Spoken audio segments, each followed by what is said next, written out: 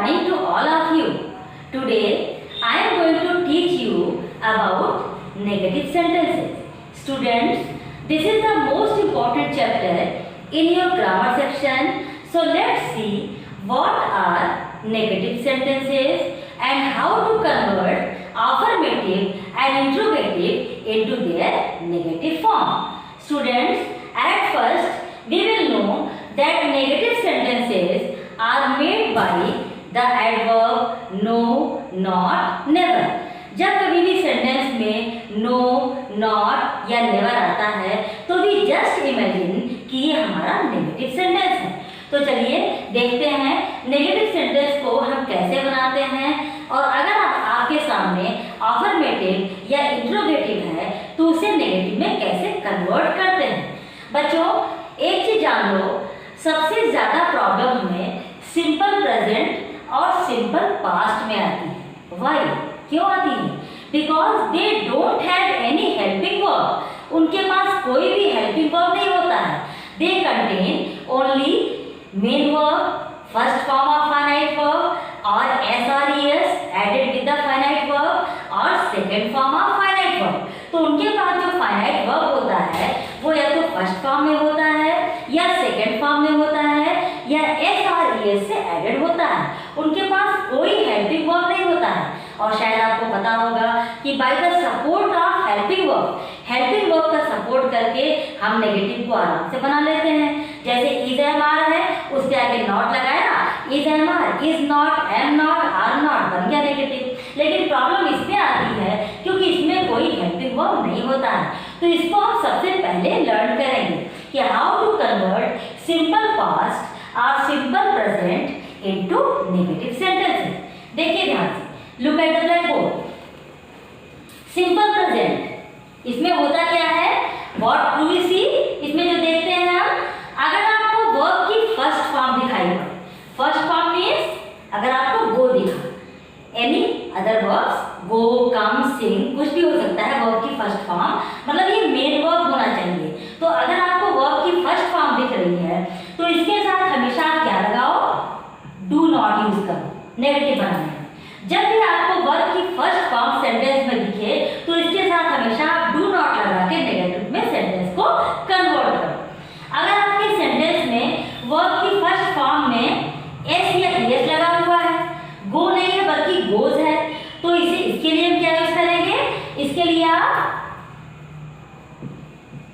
Does not use करो।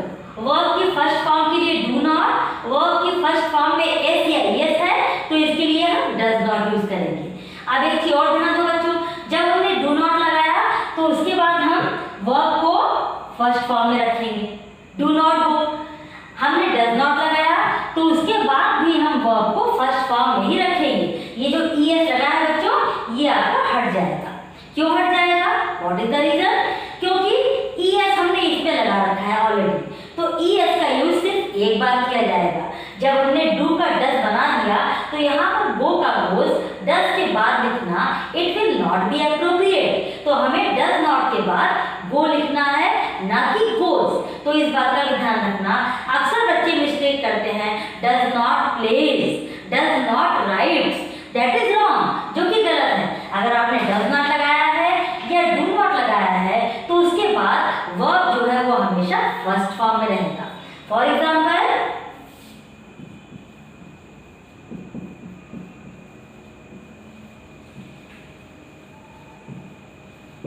Ravi plays a game. अब देखो, अगर आपसे बोला जाए please change this sentence into negative form, तो आप क्या बनाओगे? ये प्लेज है बेटा, प्लेज मतलब वर्ब की फर्स्ट फॉर्म दिख रही है और इसमें एस लगा हुआ है, तो हमें क्या यूज करना है, हमें इसे डज नॉट यूज करना है। तो क्या बन जाएगा, Ravi does not play a game. बस हमारा नेगेटिव तैयार हो गया। अगर इसको डू नॉट वाला देखना है, एक example low, you do not, sorry,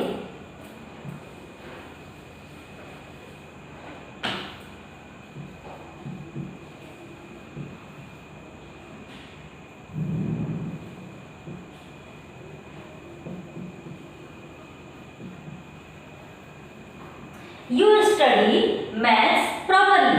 इसका अगर नेगेटिव बनाना है तो क्या बनाएंगे?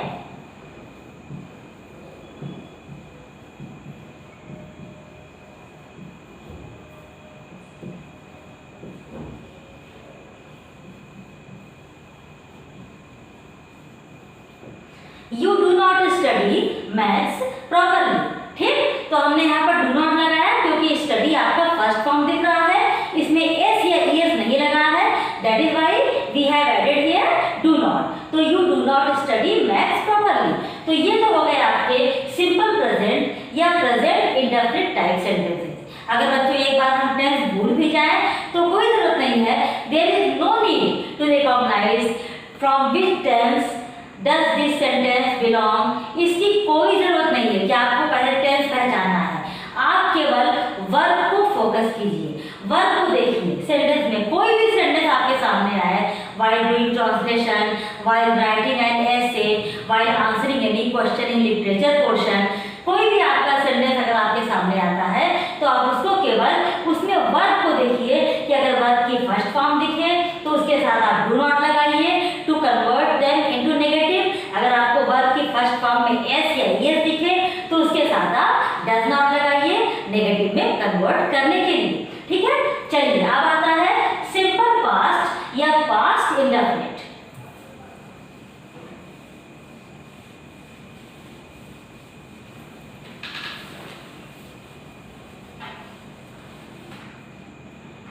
अब देखिए स्टूडेंट्स, अब आपको हम बताएंगे simple past type sentence. Simple past के सेंटेंस जो होते हैं उनमें वर्ब हमेशा सेकेंड फॉर्म में होता है बच्चों, याद रखो। और पूरे ग्रामर फील्ड में, पूरे ग्रामर सेक्शन में एक यही ऐसा एकमात्र टेंस है, this is the only tense in which we use second form of finite verb. बाकी कहीं भी वर्ब की सेकेंड फॉर्म यूज नहीं होती है, हर जगह वर्ब की फर्स्ट फॉर्म लगती है या आईएनजी फॉर्म लगती है या वर्ब की थर्ड फॉर्म लगती है। सेकेंड फॉर्म केवल पास्ट इंडेफिनिट में ही यूज होती है, याद रखो बच्चों। तो सेकेंड फॉर्म मतलब went या came, these are second forms of finite verb।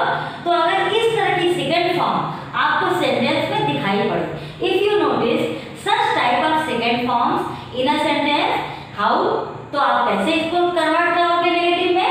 इसके लिए आप did not यूज करो, तो इसके लिए हम did not यूज करेंगे। वर्ब की सेकेंड फॉर्म अगर है, उस टाइप का सेंटेंस है तो उसको नेगेटिव में कन्वर्ट करने के लिए हम did not लगाएंगे, और जब did not लगाएंगे तो जो वर्ब की सेकेंड फॉर्म है ये अपने फर्स्ट फॉर्म में आ जाएगी। Why? Because we cannot use two second forms at the same time। दो सेकेंड फॉर्म एक साथ हम यूज नहीं कर सकते हैं। हमने ऑलरेडी डू का डिड बना दिया जो कि सेकेंड फॉर्म में है, तो अब इस वेंट को हमें फर्स्ट फॉर्म में कन्वर्ट करना पड़ेगा। तो याद रखो बच्चों, always remember while using do, did, not और did we always use first form of finite verb to make the sentence negative. तो नेगेटिव सेंटेंस में अगर सेंटेंस आपका सिंपल पास्ट में है या पास्ट इंडेफिनिट में है तो उस समय हमको डिड नॉट का यूज करना है, और डिड नॉट के बाद हमको वर्ब की फर्स्ट फॉर्म बनानी है। ठीक, तो यही में ऐसे सेंटेंसेस थे जिनमें हमको प्रॉब्लम होती है, और बाकी सब तो इजी है क्योंकि सभी के पास एक नेक हेल्पिंग वर्ब होता है। उसको भी देख लेते हैं।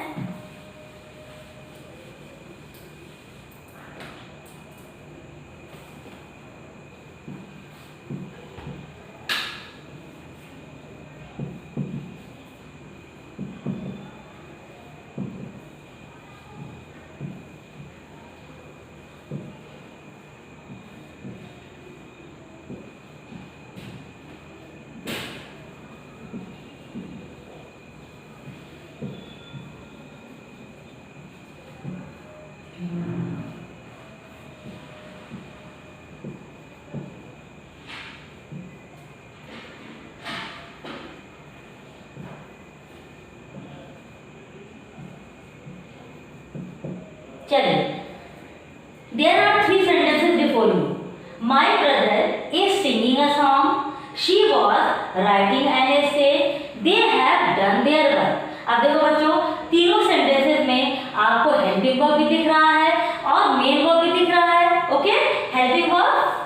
आपके हेल्पिंग वर्ब है, इज, वाज, हैव, ठीक। तो नेगेटिव बनाना बहुत ही इजी हो गया आपके लिए, क्योंकि हेल्पिंग वर्ब को पकड़ करके हम आराम से उसका सपोर्ट करके नॉट लगा सकते हैं। तो my brother is singing a song, तो नेगेटिव क्या होगा, my brother is not singing a song. Very easy, कितना आसान है ना, कुछ नहीं किया हमने, इस हेल्पिंग वर्ब के आगे हमने एक छोटा सा एडवर्ब नॉट बढ़ा दिया, आपका नेगेटिव बन गया, ठीक। She was writing an essay, क्या हो जाएगा इसका, she was not writing an essay. Okay, कितना इजी है, वॉज था, वॉज के आगे हमने नॉट बढ़ाया, ये नॉट क्या है बेटा, ये एडवर्ब है, तो इसका आपका नेगेटिव तैयार हो गया, she was not writing an essay. They have done their work, क्या हो जाएगा इसका बेटा, दे हैव, हेल्पिंग वर्ब कहाँ है, हैव है, तो बस हैव के आगे चुपचाप नॉट बढ़ा दो, they have not done their work, आपका नेगेटिव तैयार हो गया, ठीक। तो helping verb type sentences are very easy to convert in negative sentences, क्योंकि उनके पास हेल्पिंग वर्ब है और हेल्पिंग वर्ब के बाद ही नॉट लगाइए, आपका नेगेटिव तैयार हो जाएगा, ठीक। तो इसमें टेंसेस के बारे में जानने की कोई जरूरत नहीं है बच्चों, आप बस सिर्फ एक चीज याद रखो कि जब भी सेंटेंस में हेल्पिंग वर्ब ना हो, मेन वर्ब हो, तो उस पर आप फोकस करो। अगर मेन वर्ब फर्स्ट फॉर्म में है तो आप डू नॉट लगाओ, अगर मेन वर्ब में एस और यस लगा हुआ है तो आप डज नॉट लगाओ, अगर मेन वर्ब सेकंड फॉर्म में है तो आप डिड नॉट लगाओ। एक छोटी सी आप चीज क्लियर कर लो, वो क्या है कि कभी कभी ऐसा होता है कि वर्ब की सेकंड फॉर्म और थर्ड फॉर्म एक जैसी होती है बेटा, इसमें अक्सर कंफ्यूजन क्रिएट होता है, जैसे प्ले, प्लेड, प्लेड। अब देखो फर्स्ट फॉर्म तो बिल्कुल डिफरेंट है, सेकंड और थर्ड बिल्कुल एक जैसी है। अब हम कैसे पहचानेंगे सेंटेंस में कि वर्ब की सेकंड फॉर्म लगी है कि थर्ड फॉर्म लगी है। फॉर एग्जांपल हमने लिखा she played again, she played again, मालूम हमने लिखा। अब आपको क्या लग रहा है, इसमें हमने सेकंड फॉर्म यूज किया है कि थर्ड फॉर्म यूज किया है, बेटा इसमें हमने सेकंड फॉर्म यूज किया है, क्योंकि याद रखो बच्चों वर्ब की थर्ड फॉर्म कभी भी अकेले यूज नहीं होती है, इसके साथ कोई ना कोई हेल्पिंग वर्ब हमेशा रहता है। वर्ब की थर्ड फॉर्म के साथ आपको कभी भी हमेशा एक नया हेल्पिंग वर्ब आपको मिलेगा। अगर हम यहाँ पर लिख दें she has played a game, तो यहाँ पर ये जो वर्ब की फॉर्म है ये थर्ड फॉर्म है, ये वाली है बेटा, क्योंकि इसके पहले एक हेल्पिंग वर्ब दिख रहा है शी हैज प्लेड अगेन, ये हैज लगा हुआ है, तो इस समय यहाँ पर हमने इसकी थर्ड फॉर्म यूज किया है, व्हाइल इन दिस सेंटेंस हमने वर्ब की सेकंड फॉर्म यूज किया है, क्योंकि सेकंड फॉर्म के पहले कोई हेल्पिंग वर्ब नहीं होता है।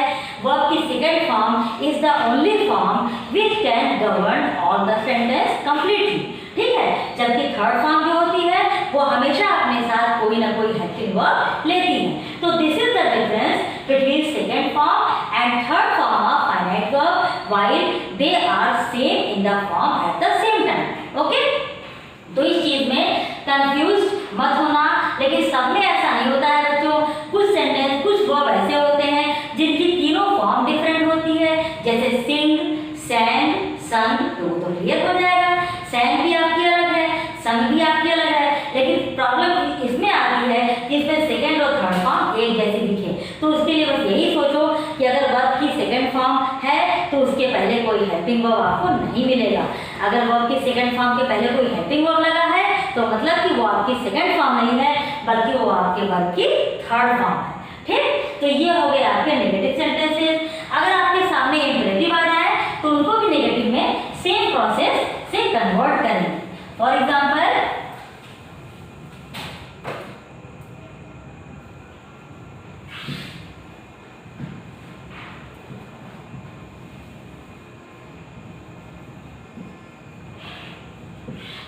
देखो, कम हियर,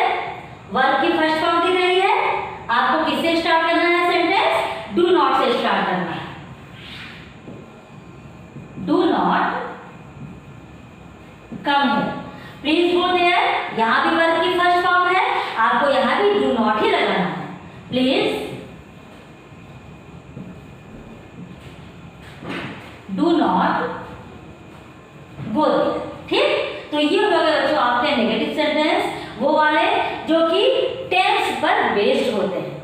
ओके।